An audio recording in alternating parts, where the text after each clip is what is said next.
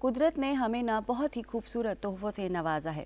जहाँ एक तरफ स्वच्छ हवा है, विशाल पेड़ की छाया है, फूल हैं, वहीं दूसरी ओर नदियाँ हैं, पहाड़ हैं।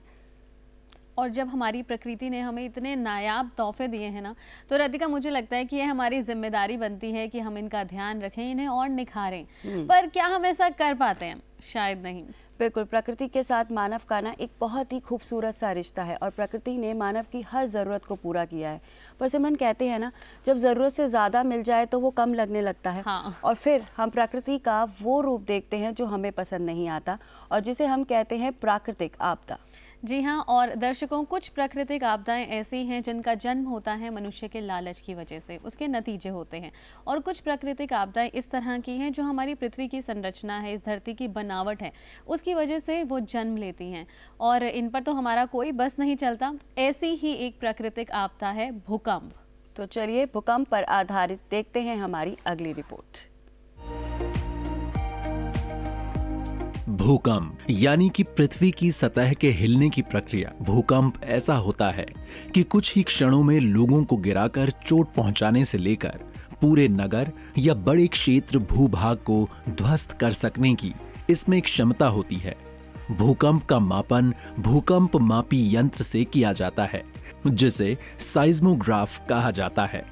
भूकंप एक ऐसी अद्भुत घटना है जो बिना किसी चेतावनी के घटती है और इसमें जमीन का भयंकर रूप से हिलना और इसमें जमीन तथा इसके ऊपर मौजूद संरचनाओं का बुरी तरह से हिलना शामिल है।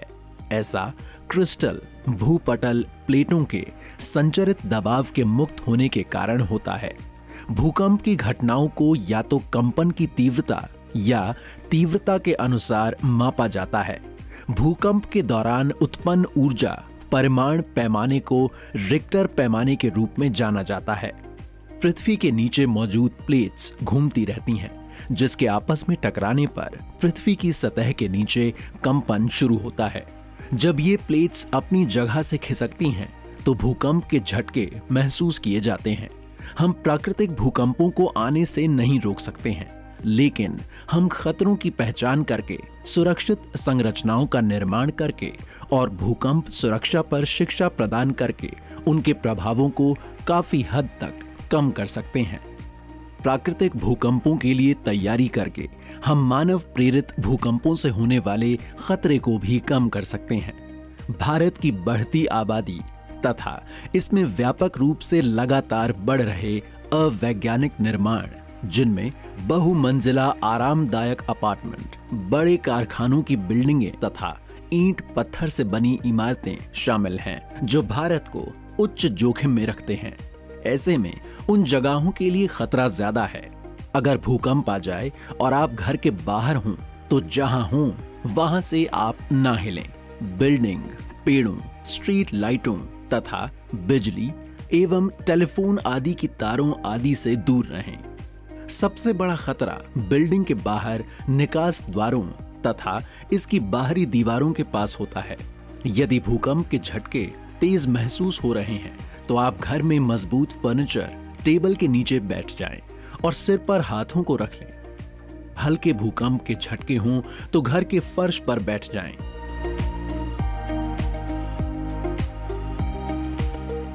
दर्शकों, हमने इस रिपोर्ट में देखा कि भूकंप एक ऐसी भयावह प्राकृतिक आपदा है जिस पर किसी का बस नहीं चलता। शायद इसलिए आज तक हम ये नहीं बता पाए हैं कि भूकंप कब आएगा, कहाँ आएगा। तो भूकंप और मानव सुरक्षा से जुड़े आयामों पर चर्चा करने के लिए आज हमारे साथ स्टूडियो में उपस्थित हैं national disaster management authority of India यानी NDMA के मेंबर डॉक्टर कृष्णा एच वत्स। सर, आपका बहुत बहुत स्वागत है हमारे डीडी मॉर्निंग शो में। नमस्कार सर, आपका स्वागत है डीडी मॉर्निंग शो में। और क्योंकि भूकंप के बारे में बात कर रहे हैं, तो सबसे पहले मुझे लगता है ये जानना ज़रूरी है कि अर्थक्वेक या भूकंप क्या होता है और ये किन किन क्षेत्रों में आता है, इसके क्या कारण होते हैं। पहली बात कि भूकंप कब आएगा और कहाँ आएगा, इसके बारे में हमें जानकारी थोड़ी बहुत रहती है। तो भूकंप के कई क्षेत्र हैं, वो ज़्यादा प्रवण हैं, वहाँ ज़्यादा संभावनाएं ज़्यादा हैं। और ये सारे वो क्षेत्र हैं जहाँ की जो धरती के नीचे जो प्लेट्स रहते हैं, उन प्लेट्स जो आपस में जब टकराते हैं, तो वहाँ भूकंप होने की संभावना ज़्यादा रहती है। अपने देश को लें तो जो हिमालयीन क्षेत्र हैं, हिमालयीन क्षेत्रों में भूकंप की संभावना बहुत ज़्यादा है अन्य क्षेत्रों की बनिस्बत। और जो अन्य क्षेत्र हैं वहाँ जैसे गुजरात है, गुजरात में भी अर्थक्वेक की भूकंप की संभावना ज़्यादा है। तो यह प्लेटों की संरचना पर बहुत कुछ निर्भर करता है। तो दो तरह के भूकंप होते हैं, एक तो इंटरप्लेट और एक इंट्राप्लेट। इंटरप्लेट जहाँ जैसे ये एक इंडियन प्लेट है जो और एक यूरेशियन प्लेट है, ये दोनों जब प्लेट्स टकराते हैं जो कि हिमालय में जो हमें देखने को मिलता है, तो वहाँ भूकंप होती है। दूसरा जो होता है वो इंट्राप्लेट, जो कि एक प्लेट के अंदर में जो कुछ ऊर्जा जो जमा होती रहती है, वो जब रिलीज होता है तो वो इंट्राप्लेट। वो लातूर अर्थक्वेक जो हुआ था 1993 में, वो इंट्राप्लेट का उदाहरण था। और जो हिमालय में जो भूकंप होते हैं वो इंटरप्लेट भूकंप का उदाहरण है। तो इंटरप्लेट काफ़ी होता है। एक पूरा यहाँ पैसिफिक रिंग ऑफ फायर है जो कि दक्षिण अमेरिका से शुरू होता है और जापान तक जाता है। तो इन सारे क्षेत्रों में भूकंप की संभावनाएं काफ़ी रहती हैं। तो हमने ये तो समझा कि ये भूकंप जो है ये एक प्राकृतिक आपदा है, लेकिन ये कभी कभी हम कहते हैं कि मैन मेड भी हो सकता है। तो हम ये आपसे जानना चाहते हैं कि भूकंप आते ही क्यों हैं और मानव जीवन पर इनका क्या इम्पैक्ट पड़ता है। तो जैसा कहा मैंने कहा कि जहाँ प्लेट्स टकराते हैं वहाँ भूकंप की संभावना ज़्यादा रहती है। और ऐसे सारे क्षेत्रों में जो हमें जो प्रिकॉशंस लेने चाहिए वो एक शॉर्ट टर्म प्रिकॉशंस और एक लॉन्ग टर्म प्रिकॉशंस दोनों की ज़रूरत होती है। तो शॉर्ट टर्म प्रिकॉशंस हैं वो कि और उसको प्रिपेयर्डनेस भी हम कह सकते हैं कि जब भी भूकंप आए तो हमें क्या करना चाहिए। जैसे आपने दिखाया कि हम ड्रॉप करें या कवर लें, इस तरह की जो सारी जो जानकारियां हैं ये लोगों को सुरक्षित रखती हैं। जब भूकंप आए, जैसे ही भूकंप आए आप खुले मैदान में चले जाएं या आप एक टेबल और किसी ऐसे जो चौखट होती है, चौखट के नीचे आप खड़े हो जाएं। तो एक ऐसे जगह जहाँ की आप अपने को बचा सकें। तो ये तो शॉर्ट टर्म है ना, जहाँ पर आप भूकंप जब होता है तब आप क्या प्रिकॉशंस लेंगे। लेकिन एक लॉन्ग टर्म प्रिकॉशंस है कि घरों को कैसे सुरक्षित करें। और ये सबसे महत्वपूर्ण विषय है कि हम अपने नीति के आधार पर, अपने जो प्रैक्टिस के आधार पर घरों को कैसे सुरक्षित करें। तो कई हमारे यहाँ अच्छे उदाहरण हैं जो कि हमने घरों को सुरक्षित करने का प्रयास किया है। एक बिल्डिंग कोड्स होता है, तो बिल्डिंग कोड्स हमारे यहाँ है ना, सारे देशों में एक बिल्डिंग कोड्स की व्यवस्था होती है। तो अर्थक्वेक के लिए अलग से बिल्डिंग कोड्स बनाए जाते हैं। उन सारे बिल्डिंग कोड्स का जब हम इम्प्लीमेंटेशन करते हैं तो उससे घर सुरक्षित रहते हैं। और इसी कारण से आपने देखा होगा कई विकसित देश हैं, तो वहाँ जब भूकंप होता है तो वहाँ जान माल की क्षति काफ़ी कम होती है। जबकि कुछ बहुत सारे विकासशील देश हैं वहाँ पर जान माल की क्षति ज़्यादा होती है। यह बिल्डिंग कोड्स के इम्प्लीमेंटेशन पर ये डिपेंड करता है। और सर अर्थक्वेक को मापा कैसे जाता है? अर्थक्वेक को मापने का जो है उसमें काफ़ी कुछ सुधार आया है। इसको पहले हम साइस्मोमीटर से मापते थे, तो अभी भी वही है, लेकिन पहले वो रिक्टर स्केल हुआ करता था। तो आज भी आप सुनते होंगे कि रिक्टर स्केल पर इतना है। लेकिन वो जो रिक्टर स्केल है वो में जब ज़्यादा तीव्र भूकंप हुआ करता था तो रिक्टर स्केल में ढेर सारी समस्याएं आती थी। तो अब वो रिक्टर स्केल को अब डिसकंटिन्यू कर दिया गया है। अब एक मोमेंट मैग्नीट्यूड MWK से होता है। रिक्टर स्केल से जुड़ा ही होता है, लेकिन वो एक ज़्यादा ये एक्यूरेट है, ज़्यादा ऑब्जेक्टिव है भूकंप को मापने के लिए। तो वो मोमेंट MW से होता है। तो ये जो है वो एक तो ये है कि MW से हमें मैग्नीट्यूड पता चलता है, लेकिन जो एक इंटेंसिटी होती है तो वो उसका मर्कैली स्केल उसको हम कहते हैं। और उससे हमें कितना भूकंप का कितना नुकसान कहाँ होगा उसका पता चलता है। तो जब भूकंप को हम मापते हैं तो ये दोनों चीज़ हम देखते हैं, भूकंप की इंटेंसिटी और भूकंप का मैग्नीट्यूड। जी सर, अभी आपने बताया कि कुछ क्षेत्र ऐसे होते हैं जहाँ पर भूकंप आने की संभावनाएं बहुत ज़्यादा होती हैं, तो ऐसी जगहों पर किस तरह की पहले से तैयारियां करके रखनी चाहिए ताकि जान माल का नुकसान हमें कम से कम हो?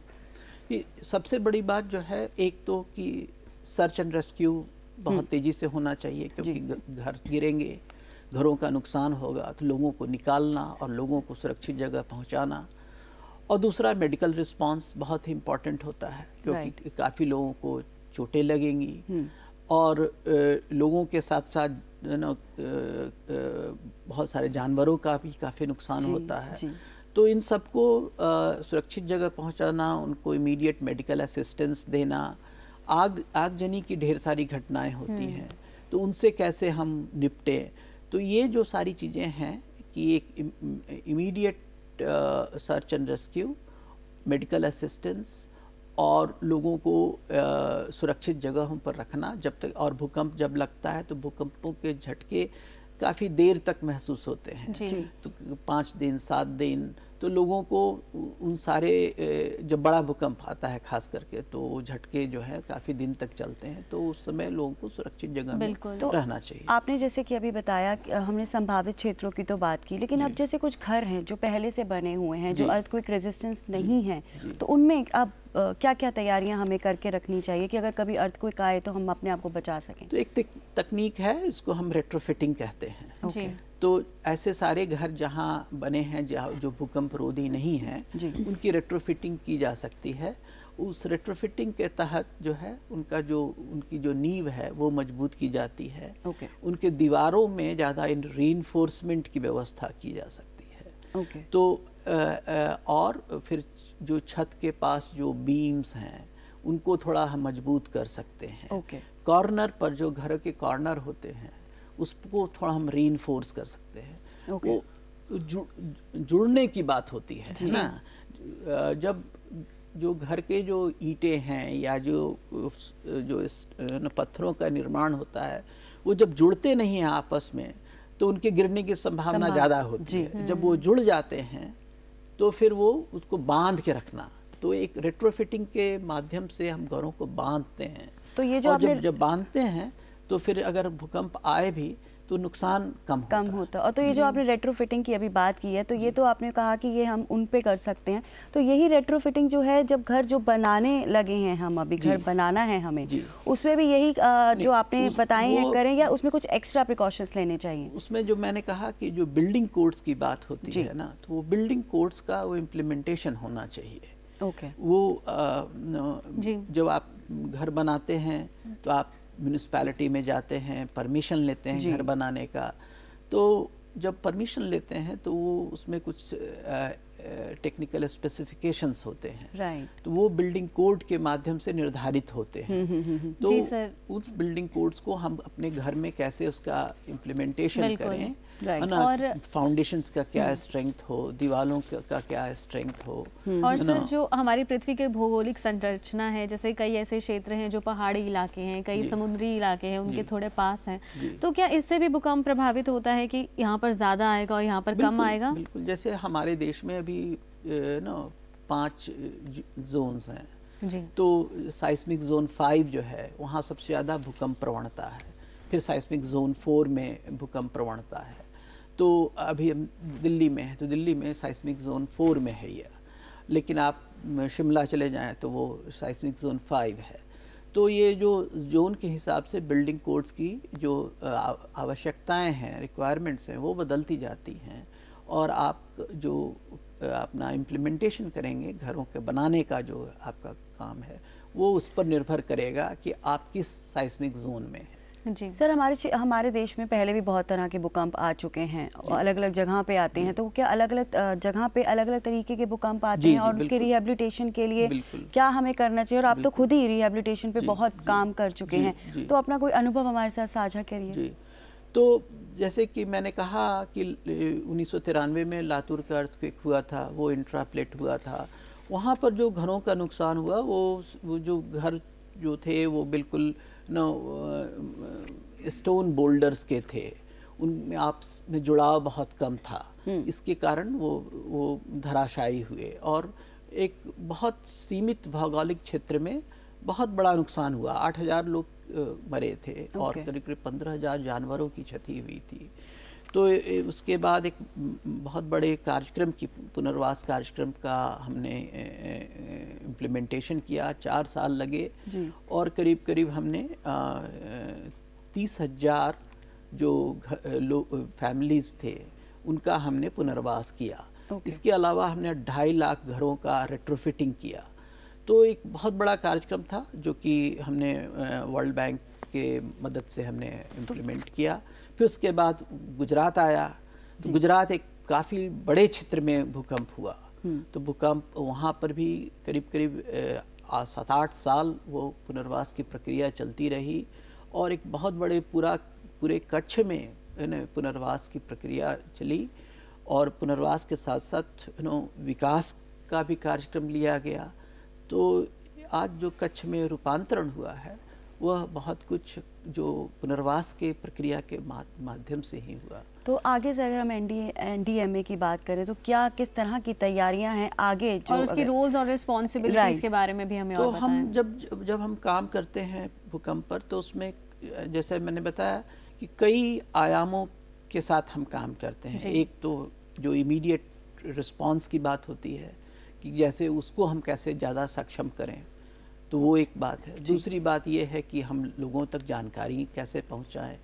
तीसरी बात ये है कि बिल्डिंग कोड्स का हम इम्प्लीमेंटेशन कैसे करें। तो हम NDMA का एक काम है कि भूकंप के लिए हम गाइडलाइंस बनाएं, लोगों तक जानकारियां पहुंचाएं। जो इंजीनियरिंग कॉलेजेस हैं वहाँ अर्थक्वेक इंजीनियरिंग की पढ़ाई लिखाई कैसे ज़्यादा अच्छे से हो।